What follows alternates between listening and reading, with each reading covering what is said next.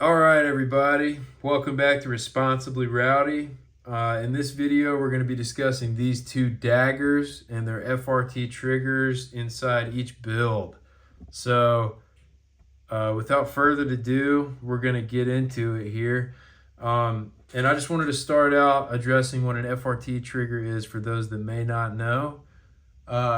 Forced reset trigger is what it stands for, and it means with every pull of the trigger, your finger is pushed and reset forward, forcing it to be pushed forward so that when the gun chambers again, you can pull the trigger quicker, and it enables you to fire the gun closer to as fast as possible in all reality.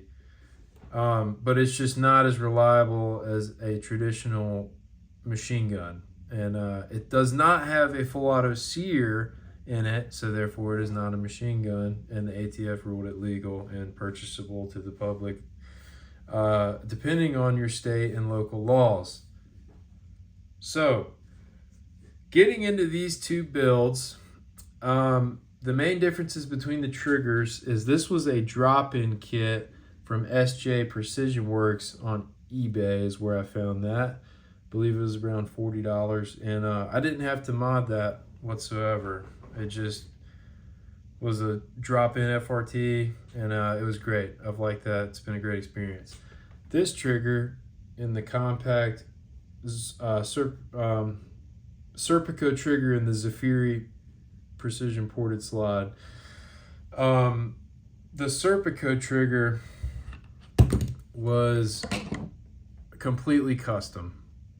So I had to 100% like mill my own housing for the FRT in this trigger. It did not come ready to accept any of that. I had this trigger in this other dagger frame originally and got it functional with this other slide before I got this Zafiri Precision, and that's why I flip-flopped them. This pistol makes much more sense to have the trigger safety on because it's much more concealable, compact. I can actually use it with a holster. I'm not saying I would like carry this or everyday carry or anything like that, but it's the one, even taking it to the range, I could holster it, blah blah blah. It's just, it makes more sense to have a trigger safety on this pistol. So that's why I ended up putting it on this frame as opposed to the other one. And yeah, it just made a lot more sense. So anyway, getting past the actual flat face trigger, which I guess the other important thing to mention about the triggers themselves is that I had tried to use curved triggers before, and I never got a curved trigger to work with the FRT. In my opinion, you need to use a flat face trigger. No matter what you go with, it just needs to be a flat face trigger because that angle of the trigger pull will reduce some of the pressure that is put on the barrel against the slide from the FRT, from your trigger pull. And because of that, the flat face trigger is the best alternative option to the curved trigger. It just essentially puts a little bit less pressure on the system with the trigger pull, the way the trigger is shaped. So do with that what you will, but if you have a curved trigger and you're having a lot of problems, I would highly recommend just ordering one of these from SJ Precision because it's drop-in, or do your own flat face. But either way, go with a flat face. But yeah, I don't think you can go wrong with these guys. They seem to have it nailed down pretty good, and I'm unaffiliated. I'm a consumer. I paid money for their product. I'm just telling you, it's not bad. I like it. I've had success with it. But that's enough about them. So the Zafiri Precision specifically. So this slide was actually pretty difficult to get it to work. Obviously it's not drop-in stuff. You have to kind of figure out what to do with something like this. There's not a lot on the internet about it. I'm all I'm saying is I struggled a lot to get this to work. It was a lot of just trial and error. So this video is just me trying to help y'all from having as much headache as I did with all the trial and error and wasting rounds and blah blah blah. But anyway, this ramp right here on the barrel, the locking block ramp, I guess you could call it. I'm not sure the exact term, but this was the surface I had to shave down right here on the inside. Now it's actually worn in properly because it's making good contact and it's not having any resistance when the gun is fired and it's getting out of battery. That was a big part of just getting the functionality more reliable, was having less resistance here for the barrel to drop into, because as we just discussed, the FRT is pushing the barrel up. So if this doesn't have as much resistance going down, it will mitigate issues. So that was one of the major differences on the Zafiri compared to Dagger, Glock, Clone, Exact. The other difference was the extractor. So I had to shave the bottom of this extractor just ever so slightly until it wasn't sharp.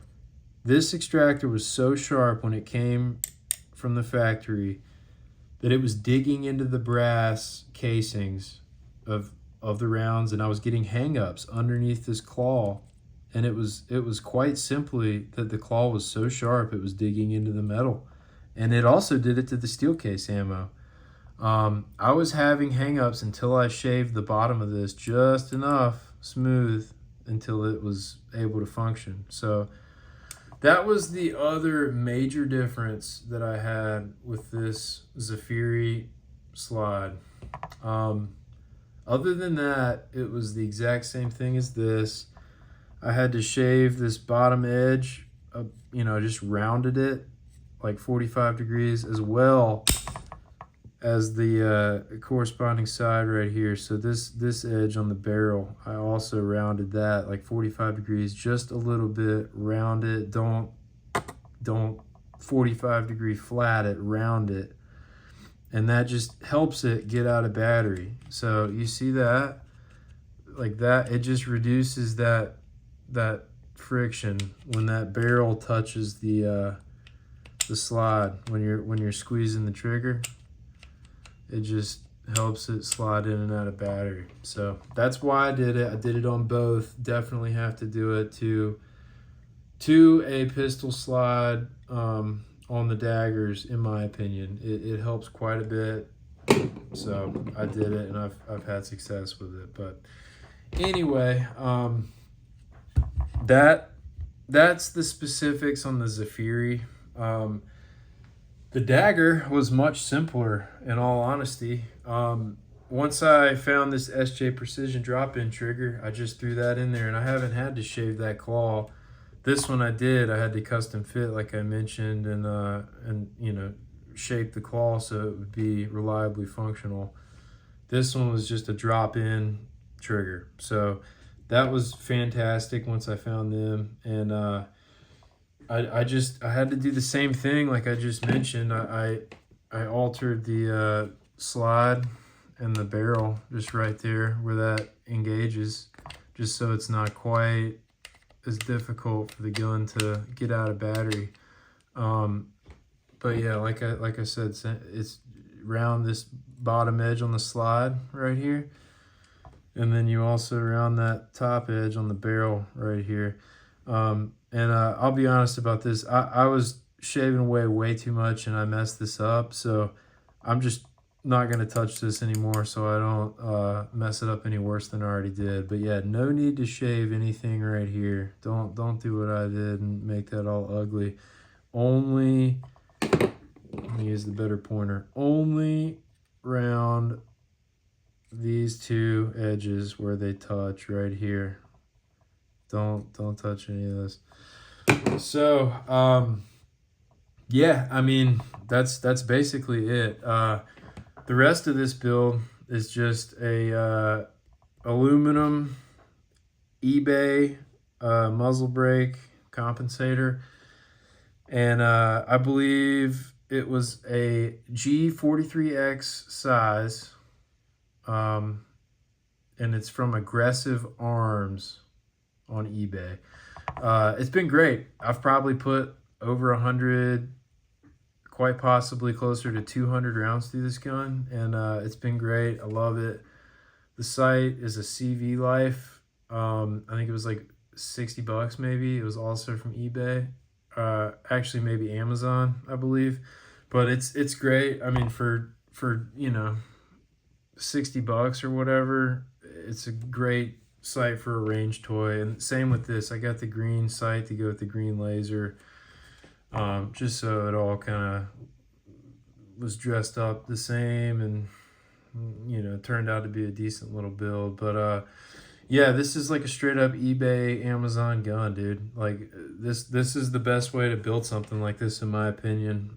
So you can spend more money on the ammo and actually go to the range and use this fun little toy. So yeah, that's basically all there was to them. But yeah, once you figure out the FRTs, the fitment, and the springs and all that, like I said, I didn't even have to change this one, luckily, because of the muzzle brake. But some people have to. It just depends on your build and what you're doing. But yeah, obviously on the ported, you have to reduce it because it's reduced pressure from the rounds coming out. So all the gas coming out of here it's reducing all your dwell time in the barrel, and you're having to reduce the pressure on the slide because it's not pushing back as hard as it would be without the holes ports in the barrel. So I believe I have a 13 or 14 pound spring. I cannot remember what it is, but it's at the very least a 14 pound compared to a stock spring in the regular slide. So I did want to make sure I mentioned that. Once I put the 13 or 14 pound spring in the ported slide, it absolutely reduced all the hang-ups and the stove pipes and all that kind of stuff. After rectifying the claw situation, so the extractor was actually pulling the rounds. But yeah, definitely was getting tons of stovepipes with the full strength spring in this before I reduced the weight.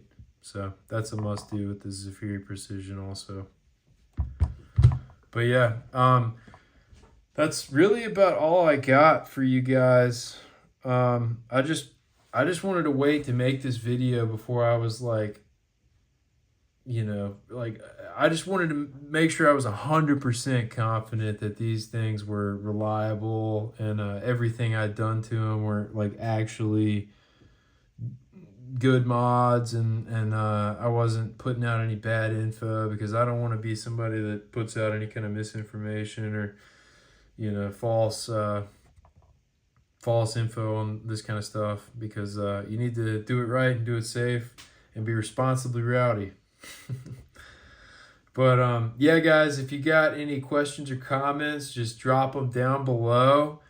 And if you haven't already, please like and subscribe. That helps out the channel more than you guys know. As you do know that I don't run any ads or anything on this channel yet. We're still a small time channel, and I'm not taking any ads or anything until I'm able to get monetized anyway. So yeah, that's how you guys can best support me, is like and subscribe, please, and then share if you want. But anyway, I just wanted to make sure I dropped this knowledge with you guys, so that if you were having trouble with your build, you could maybe gain something out of this, and I might be able to save you some trouble. But yeah, that's it, guys. I will see you in the next video. Stay rowdy.